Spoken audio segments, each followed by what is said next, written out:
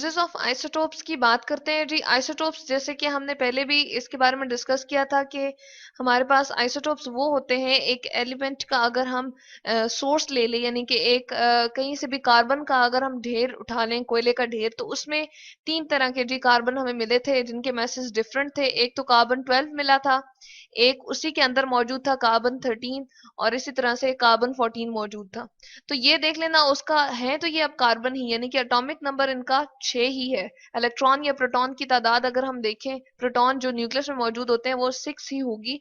लेकिन जब हम इसके मास को देख रहे थे मास स्पेक्ट्रोमीटर के अंदर एनालाइज करके, तो इनके डिफरेंट मैसेज नजर आए थे। तो इन चीजों को हम क्या कहते हैं, इन तीनों को आइसोटोप्स कहते हैं। ठीक है, अब यहाँ पर इनके यूज क्या है वो देख लेते हैं जी। यहाँ पर आपको एक फिगर नजर आ रही है जिसके ऊपर एक हमें क्या नजर आ रहा है कि हैंड के ऊपर कोई चीज जो है वो रब करके रखी हुई है। असल में आइसोटोप्स का एक यूज है जिसको हम कहते हैं जी रेडियोथेरेपी। ठीक है, अब आइसोटोप्स जो ये होते हैं हमारे पास 13 और 14, या जो नॉर्मली हमारे पास नहीं एक्ट कर रहे होते, या सॉरी प्रेजेंट नहीं होते। नॉर्मली हमारे पास कार्बन 12 जो है बहुत ज्यादा अमाउंट में प्रेजेंट होता है, जबकि 13 और 14 उनकी अमाउंट बहुत थोड़ी होती है।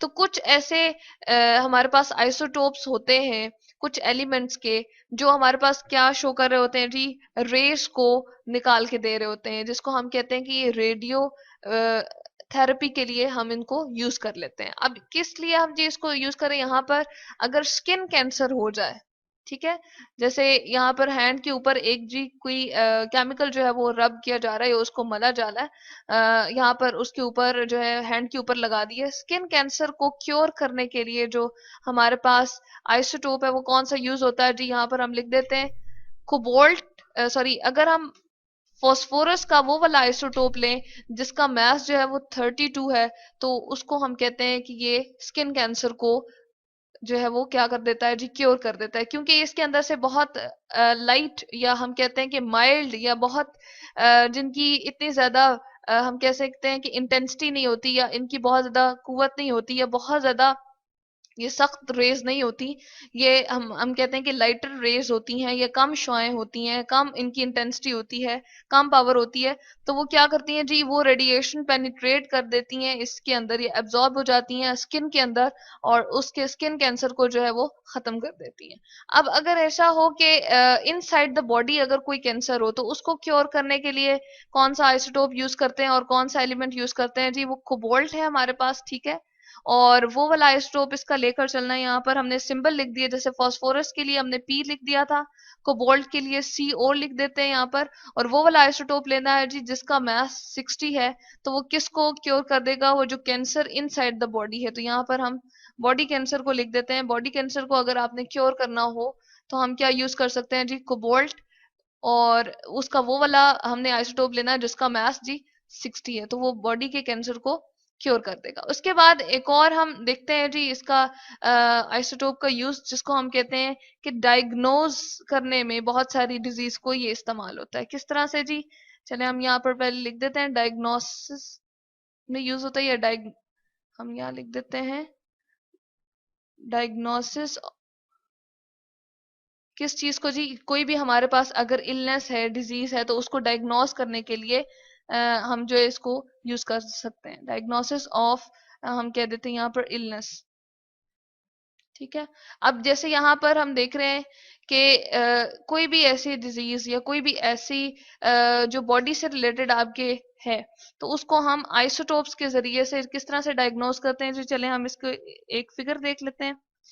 यहाँ पर आपको नजर आ रहा है जी एक बंदा है, और इसके थायराइड ग्लैंड्स को दिखाया हुआ है, जो कि गले के अंदर एक ग्लैंड्स होते हैं। ठीक है, बॉडी का पार्ट होते हैं जी। यहाँ पर इनकी अगर क्या हो कि इनमें कोई डिजीज आ जाए या स्वेल करने शुरू हो जाए, यानी ये एबनॉर्मली अगर ये स्वेल करना शुरू हो जाए, यानी कि नॉर्मल जो इनकी कंडीशन होती है उससे बड़े होने शुरू हो जाए, तो उसके लिए हम एक रेडियो एक्टिव आयोडीन जो है वो उस बंदे को अंदर माउथ से इंजेक्ट करवाई जाती है। और फिर उसके साथ यहाँ पर आपको एक रॉड सी नजर आ रही है, एक डिटेक्टर होता है या एक ऐसा इंस्ट्रूमेंट होता है जिससे हम देखते हैं कि इसकी स्वेलिंग या इसकी एबनॉर्मलिटी या इसकी जो डिजीज है वो कितनी फैल चुकी है। ठीक है, या इलनेस को देखने के लिए हम जो है वो यूज करते हैं कौन सा जी, आइसोटोप आयोडीन का वो वाला आइसोटोप लेंगे जिसका मास जी क्या होगा, 1 31 होगा। तो यहाँ से हमने देख लिया कि आयोडीन को हम यूज कर रहे हैं किसके लिए जी, डायग्नोज करने के लिए जो हमारे पास क्या है, थायराइड, या हमारे पास जो इस तरह की बहुत सारी डिजीजेस होती हैं, जिसको थायराइड अगर बढ़ जाएगा तो उसको डिजीज को हम क्या कहते हैं जी, चले हम यहाँ पर लिख देते हैं गोइटर। ठीक है, तो उसको डिटेक्ट करने के लिए, उसको देखने के लिए हम ये यूज कर। उसके बाद यहाँ पर एक और आपको फिगर नजर आ रही है जी। यहाँ पर एक क्या किया जा रहा है, किसी पुरानी सी चीज को खोद के देखा जा रहा है।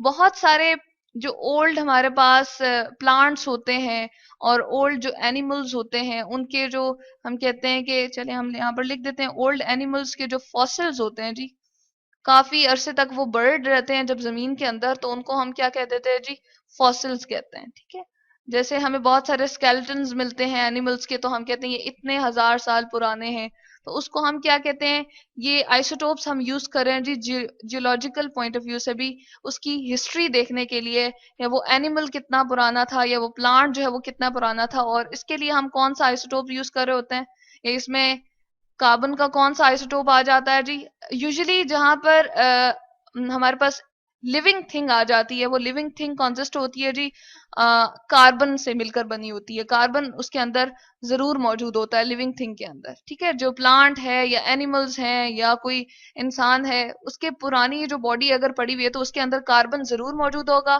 और उसके अंदर कार्बन का कौन सा जी आइसोटोप अवेलेबल होता है, जिससे हम ये अंदाजा लगा सकते हैं जी, कार्बन 14 से हम अंदाजा लगाते हैं कि इसकी लाइफ हिस्ट्री कितनी थी, या ये कितने हजार साल पुराना है। और इस चीज को जी एक और नाम भी हम देते हैं, कार्बन डेटिंग का नाम देते हैं, यानी कि किसी की हिस्ट्री फाइंड करना, या उसको ये फाइंड करना कि वो कितने साल पुराना है, उसका स्केलेटन या किसी चीज के बारे में भी, प्लांट के बारे में भी हम ये जान सकते हैं। तो इसको नाम देते हैं जी हम कार्बन डेटिंग। इसके बाद एक और आइसोटोप का यूज हम देख सकते हैं जी पावर जनरेशन के हवाले से, यानी कि इलेक्ट्रिसिटी को हम किस तरह से प्रोड्यूस कर सकते हैं। यहाँ पर एक रिएक्शन आपको नजर आ रहा है जी, यूरेनियम लिया हुआ है, ठीक है, और उसका मास यहाँ पर गिवन है 235, और नंबर यानी कि प्रोटॉन या इलेक्ट्रॉन की तादाद 92 अवेलेबल है। इसके साथ एक न्यूट्रॉन को अटैक करवाया जाता है, तो ये बेरियम 139 उसका मास है जी। ठीक है, और उसका एटॉमिक नंबर कितना है 56, और क्रिप्टॉन में चेंज हो जाता है, बेरियम और क्रिप्टॉन बनाता है, और साथ में 3 न्यूट्रॉन्स को अपने अंदर से निकालता है, जो कि हाईली एनर्जी के साथ निकलते हैं। और ये जो हाई एनर्जी होती है जी, ये कहाँ यूटिलाइज होती है, इसको हम फिगर के अंदर देख लेते हैं। यहाँ पर आपको एक न्यूक्लियर रिएक्टर का हमने पूरा का पूरा स्ट्रक्चर दिखा दिया किस तरह से है जी। यहाँ से वाटर आ रहा होता है, ये जो ब्लू कलर का नजर आ रहा है, और इस चेम्बर में वाटर पड़ा होता है। अब ये जो आपको रॉड सी नजर आ रही है, ये क्या है जी, इसके अंदर ये सारा का सारा रिएक्शन हो रहा होता है। यूरेनियम जो है वो इन्वॉल्व होता है, किसके साथ रिएक्ट कर रहा होता है जी, न्यूट्रॉन के साथ। न्यूट्रॉन के लिए एन लिखा है, बेरियम के लिए हमने जी उसका सिंबल लिख दिया Ba, क्रिप्टॉन के लिए Kr, और यूरेनियम के लिए U। जबकि न्यूट्रॉन के लिए अगेन हमने यहाँ पर एन लिखा, और हाई अमाउंट ऑफ एनर्जी यहाँ पर रिलीज होती है। तो यहाँ पर हम देख रहे हैं कि यूरेनियम जो हमारे पास 235 था, वो न्यूट्रॉन के साथ जब रिएक्ट करेगा तो इसके अंदर, इस चैम्बर के अंदर बहुत ज्यादा रिएक्टर वेसल जिसे हम कह रहे हैं रिएक्शन होता है, और यहां से एनर्जी प्रोड्यूस होती है।